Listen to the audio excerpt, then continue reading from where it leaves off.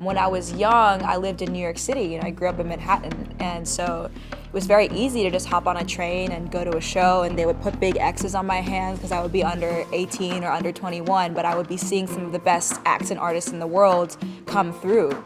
And when you feel like you have that kind of access and you feel all those emotions that a young person feels, how can you not want to make music and learn that craft?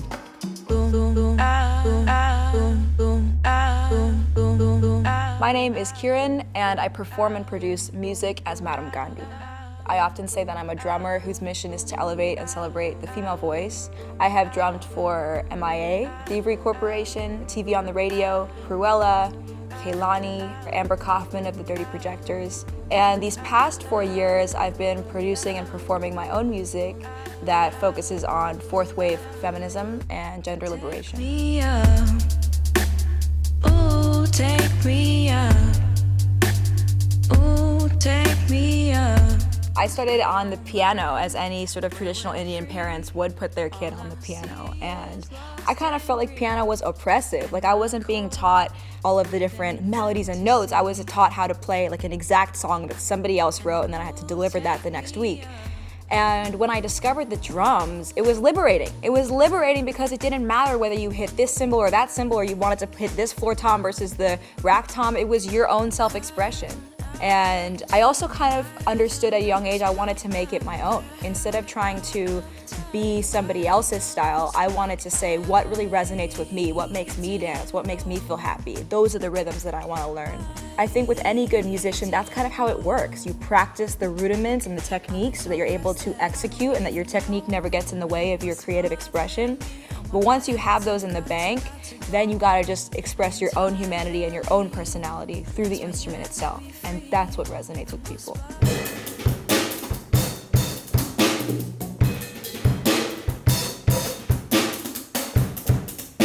I remember being at Georgetown University. I was studying mathematics, I was studying women's studies, political science, and while I loved being in the classroom and learning, I definitely felt thirsty to be more in a music community. And I discovered this old townhouse that was converted into a music lounge called 18th Street Lounge. And every Wednesday they would have a reggae band play, a live reggae band. And the conga player, after weeks of me coming regularly, he noticed that I would always be watching him. And after a while, he kind of picked up on it, and he was like, do you want to just come and play? Do you want to sit in? And when that happened, I started sitting in very regularly. Now, that band happened to be the touring band for a very well-known set of DJs called Thievery Corporation. Thievery Corporation needed to fill their percussionist slot for one show. The percussionist couldn't make it. So I asked, I was like, what is the gig? And they said it's Bonnaroo. So I ended up playing my first show as a professional drummer at age 21 at Bonnaroo, in one of the biggest audiences in the world. When you feel something that feels good, that feels right, that feels joyful, that feels aligned, you remember that and you keep wanting to optimize to go back into that space, because once you've tasted something so good, nothing else kind of compares.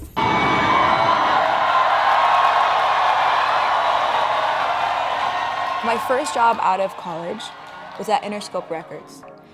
And at the time, MIA was signed to Interscope, and she was getting ready to put out her next record. And so in sort of a leap of bravery, I asked the group who was planning her record in a marketing meeting. I said, listen, MIA could really use a drummer in her next live show. One of the product managers in the room, a badass woman executive, kind of looked at me and was like, all right, Kiran, send me a video and we'll pass it along. And from there, Maya saw the video and decided to book me for her 2013 and 14 tour. So the past 4 years of my life have been about producing my own music and taking my ideas about this sort of modern fourth wave feminist landscape that we're in and writing it into the lyrics of the music itself. Well, some of the best advice I've gotten about making music is that your music should be your favorite music. Because in theory, you're taking the favorite, best things that you love from each of your favorite artists and putting it into one. I always start with my drums and vocals because that's the humanity of it. Like, we can make a song right now just like, ooh, that's done.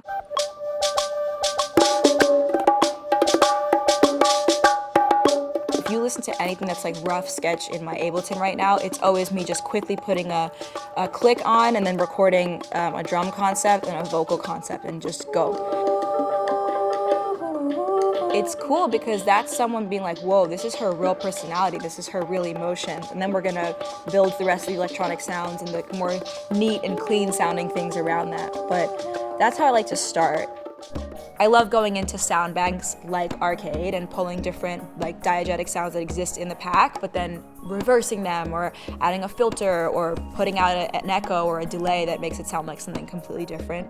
Being free and not really believing that there are any rules is very important to how I make my music. It's challenging to translate a radical spirit into music. It's challenging because I do have an academic background. So how can you avoid sounding like a lecturer and like an academic in music when people just want to turn up and have a good time? I go to the boxing gym, I go to CrossFit, I love to run, but all of the fitness music is this EDM and trap that is so misogynist and so violent towards us in female bodies and femme positions that I often say I don't want to turn up to the sound of my own oppression while I'm trying to just have a good time. But I also am not here to tell other people how to make their art and how to express their own walk of life and creativity. I am here to provide the alternative. Gandhi blues. I've been singing you the Gandhi blues. I think my work is about teaching people about love energy. You know, sometimes people reduce feminism to sort of man-hating, battle of the sexes type energy. And it's quite ironic because that's exactly the reductive thing that feminism itself seeks to dismantle. Feminism is loving, it's empathetic, it's aware, it's joyful. It seeks to destroy hierarchy and the assumption that hierarchy is even required to function in this earth. That for some to win, others have to lose. This is merely an assumption that's wrong. Instead of things being stressful and brute force and aggressive and violent and loud as a source of power, what if instead we said power was how compassionate you are, power is how calm and centered you are, power is how peaceful you are, power is how empathetic you are, power is how you're able to express something that somebody else might not be able to express. How powerful are these things? And music is such an effective way to teach these things because music itself is gentle. You know, you can change the channel if you don't like it. It's not forcing you to do something. It's not locking you up and trying to teach you about feminism. It's like, listen, does this make you feel good or does it not? And if it doesn't, reflect on that a little bit, you know? So I think for me, yes, very much so I use my music intentionally as a medium to teach. But it's important for me to qualify that feminism is about love as opposed to about hate.